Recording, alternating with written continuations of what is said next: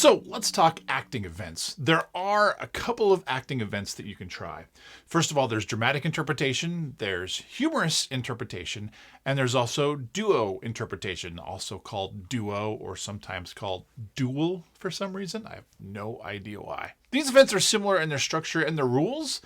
They're just a little bit different as far as how the content works. So let's talk about each one. So let's talk dramatic interpretation. This is exactly what it sounds like. It is an interpretation of some sort of a reading which is dramatic. Then there's humorous interpretation, which you can probably guess right now. It's humorous in its nature. You're interpreting a reading that's going to make people laugh. It's going to be funny to listen to. And then there's duo interpretation, which is sometimes funny. It's sometimes dramatic. It can be both things. But the thing with duo is it involves two people. So you're going to need a partner if you want to try a duo. Now, each of these three events are 10 minutes in length. Now, there's not really a minimum length in the rules. However, if you want to stay competitive, you need to stay as close to that 10 minutes as you can. Some people might go 6 minutes, some people might go 8 minutes, but definitely don't go less than 8 minutes because that's what's going to really separate you out as a competitor. If a judge is watching around and they've got this really great 10-minute duo piece, and then they've got a 6 or 7 minute duo piece, the 10-minute one's going to look a lot better than the one that appears really short, even though the rules don't designate a minimum length. Now, there is a 30-second grace period on the end of this. That means you can go up to 10 minutes and 30 seconds. I wouldn't recommend planning on using that grace period. I mean, you can if you must. But if your piece is running consistently at 10 minutes and 29 seconds, you have no room for maneuvering if anything goes the least bit wrong. So I would definitely try to keep it as close as you can to that 10-minute mark. You have a little bit of time if you need to go over, but that's definitely kind of an emergency use type of scenario. Now, the big thing to understand about each of these three events, dramatic, humorous, and duo, is that they are all memorized pieces. That means it's pretty much like giving an acting monologue. So the big things you don't want to do is you don't want to go up in front of a judge holding a script in your hands. That's going to tell them right away that you're in a memorized event and you're not ready to go. You also don't want to be referring to notes. You don't want to be writing things on your hands. Anything like that that's going to look like you don't know your lines. These are memorized events. You need to plan ahead and make sure there's time in your preparation to memorize everything that you possibly can. Now, the key word in this event is the interpretation part. It's called dramatic interpretation or humorous interpretation, duo interpretation. Interpretation is the key thing here because what you're doing is you're interpreting a piece of literature. Now, the question becomes, what exactly determines whether or not it's a piece of literature? Does that mean it has to be a classic? Am I supposed to be interpreting Shakespeare or something? No. You simply need to make sure that you are using a published source. Now, we have to define published because this is speech and debate. We have to define everything. So the best way to tell if your source is published is, this is a big, thick book, but you can tell it's been published. The big thing to look for is on the back, usually down by the little barcode, there's a little ISDN number. That tells you that this is a published source by having that ISDN number. Now, some places where people get a little bit confused. Let's say you found a great piece on the internet. And you say, well, it's published because it was published on the internet. Doesn't count because internet publishing is going to be a little bit different. Now, what if you've heard something great on a podcast or on a CD, or you've downloaded a cool video that you think would make a great interpretation piece? Doesn't work. Now, let me give you a quick example. I listen to a podcast called The Adventure Zone. And in The Adventure Zone, these guys tell some great, entertaining, sometimes dramatic, sometimes humorous. A lot of great content could come out of this particular podcast, but it's not a published piece of literature. Now, last summer, these guys took one of their podcasts and they turned it into a graphic novel and released that, and it actually was in the top 10 of the New York Times bestseller list. That is now published, and so therefore you could pull a piece from that if it was any good. So things you hear on the internet don't work for this particular event. things that are published in a book, in a script, something that has that ISDN number, that is what you're looking for. One of the things you want to look for is, say, like a monologue. There's a lot of different companies online that sell monologue scripts. Good to go. Because they are through a published source. But yeah, look for those because they can be a good source of quality content. Now, a few other things that people have tried in the past, just to try to clarify this. Some people have said, well, a high school yearbook is published or a high school newspaper is published. Nope, sorry, doesn't count. Again, it's got to come from a legit published source with that ISDN number. High school publications don't count as published. Few other rules pertaining to these acting events like dramatic interp and humorous interp. You can't compete in multiple events using a piece from the same source material. So for instance, in my book here, even though I really like this book, I can't use this for both dramatic interp and prose. Or I can't pull a dramatic piece and a duo from this one book and use it at the same tournament. Only one source per event per tournament. So that way you're not just pulling from the same source.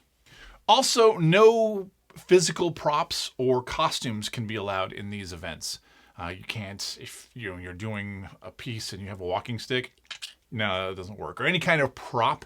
This is simply you by yourself or with your partner in front of the judge acting a piece out. Now, sometimes costumes can be a little bit confusing because sometimes duo partners want to dress alike.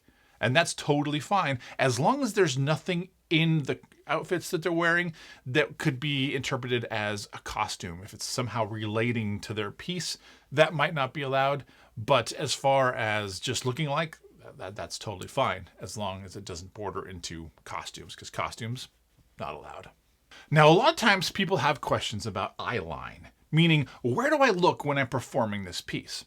Now, in dramatic interp and humorous interp, again, this is just one person in front of a judge, in front of other people competing in a room. So you're going to use your room as an audience. So even as you're speaking, you're going to want to speak to the different people in the room, just kind of move your eye contact around, whatever's appropriate for your speech. Now, traditionally in duo, a lot of people think that it's against the rules to look at your partner while you're competing. So how we solve this is the person on the right is going to look at what we consider to be like a 10 o'clock. So this would be midnight. 10 o'clock would be right about here. So the person on the right would be looking here. The person on the left would be looking at 2 o'clock. So they'd be looking here. So even though they're having a conversation, they're not looking directly at each other, but they are looking kind of across each other. And that's traditionally how duos have been done. However, when we look at the rules, so the rule says use of focal points and or direct eye contact with the audience should be determined by the requirements of the literature being interpreted.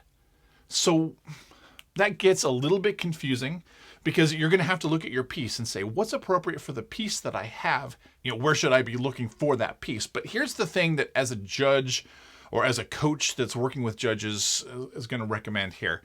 And that is, since traditionally people are using that kind of 10 o'clock and 2 o'clock method that I talked about, most competitors are going to be doing that. So if you go into a round and a judge is viewing all of these competitors and you're the one duo that's breaking that rule, even though it's not a rule, the judge might think of you as doing something wrong, even though you're not. Simply because you're doing things different than everybody else, they may say, I don't know if that is legit or not, and it could affect your score. When judges don't have a lot of experience, they're always looking for ways of distinguishing one speech from another. So you're just going to have to play it by ear as far as what you think is going to work best with your material. If there's questions about your specific speech, always talk to me. I'll be watching you do it anyway, and I can kind of give my feedback then. But just keep your eye lines in mind as you're preparing your speech. So how in the world do you prepare a speech for one of these three events? This is what's called a cutting. Now, I'm going to create a separate video called How to Cut a Speech, which will show you exactly how to go through step by step and cut for these different events. But this cutting is what you're going to use to present your speech. It's how you're going to adapt this giant book into a 10-minute presentation. But we'll go through that in a separate video. So watch for that on this page. It's going to be somewhere, down below. But watch for that video, how to cut a speech, and that's going to help you get started. So what can you do in the meantime? The big thing to do is to find a source, something that you like, whether that's a book that you really love or a script or something from a movie, something that you really connect with, that you feel like can tell a complete story in 10 minutes. Sometimes when we're judging rounds, as judges, it can get really confusing because we feel like we're getting popped in the middle of a story. And if we don't have a sense of, the characters or what's going on, we can spend that whole 10 minutes just trying to get caught up with where you already are. So you need something that's going to very quickly establish what's happening in the story, who these characters are, and what that conflict is so that you can tell that story. Again, 10 minutes to do this whole thing. So make sure you're finding a section of the book or you're finding the story that is complete. I tend to judge duos and humorous interps and dramatic interps when I get a sense of a full story versus just something I'm thrown in the middle of and I don't really understand the context of. One thing I would definitely try to avoid is pieces where there's some sort of visual reference from your audience that they may not be able to get over. That might sound a little bit confusing, so let me do a quick explanation. When I was in college, my duo partner and I had a really cool piece. It was from a play called A Few Good Men. Now, earlier in the year, the movie A Few Good Men had come out, and it was in theaters, and the part that I personally was playing was Jack Nicholson's part. Now, I felt like I had the characterizations down, not of Jack Nicholson, but my own interpretation of the character. And I had the script down, and I thought we did a really good job with it. But because so many people identified these lines as coming from Jack Nicholson, suddenly having me in this role, it just didn't quite vibe. And judges could never really separate what we were trying to do from what they knew from the movie. And so it's good to find something that's separate, that doesn't have that immediate audience visual tie-in to something else that exists. So if you're doing something from a popular movie, or a play that everyone has seen, you're going to run into that problem. And so maybe try to find something that they can't visually connect you with. So if you're interested in doing one of these three events, that's duo or dramatic or humorous interp, you definitely need to start now trying to find your piece, something that you feel like you can do, something that you feel connected with. You're going to have a much better performance if you're connected with your subject matter than if it's just something your coach hands you. A lot of times people come up to me and they say, "Can you just give me a script?" I could, but people don't tend to do well when that happens. You need to find something you need to connect with. You need to go through the process of cutting it down and getting it to work, memorizing it, performing it. All of that stuff is going to make you a great acting competitor. Again, just think of these three events as like a monologue, whether you're doing humorous, dramatic, or you're doing it with a partner. It's pretty much an acting event. It's like doing a monologue, and it's a lot of fun. One of the other things that you really need to do when you're doing a dramatic interp, humorous interp, duo, all this kind of stuff is add an introduction. Here's how it works. At the very beginning, when you stand up and you start your piece, you're going to want to do what we call a teaser. This is you presenting a little bit of your speech, a little bit of your script that's going to help pull people into the world. They're going to help get them intrigued. So we call this little sections, like a paragraph, maybe 45 or more, 45 seconds, minute into your speech. That's your teaser. Then you're going to want to step away from your performance and do what we call an introduction. This is you introducing the story to your audience. This is you introducing the story to your judge. The last thing that you're going to want to say, and this is you speaking as you have to write your own introduction. The last thing you say in your introduction is the title of the story and the author. So for the case that I've been talking about, I would say the last thing I would say in my introduction is 11/22/63 by Stephen King. Then I'd step back into performance mode and off I go. So that's just a little bit of formality that you want. Teaser, pull us into your world. Introduction, this is you speaking as you because you've written your own introduction that's going to explain the basic premise of the story and who it's by, the title, all that kind of stuff. And then the bulk of your speech. So if you have questions about that, let me know, but you got to make sure to write that introduction as you're prepping your speech. So remember, use me as a resource, use me as a reference. If you have ideas about things you'd like to try in each of these events, come talk to me, shoot me a message, do something to show me what it is you're doing, and then I can give you advice. Make sure that you are performing it as much as you possibly can. Video yourselves with your iPad, and then watch that back to see what kind of things you're doing. Always watch for nervous tics, things you might not realize that you're doing with your body. But practice, practice, practice so that you're ready to go and you're ready to compete. Let me know what I can do to help and what kind of questions you might have.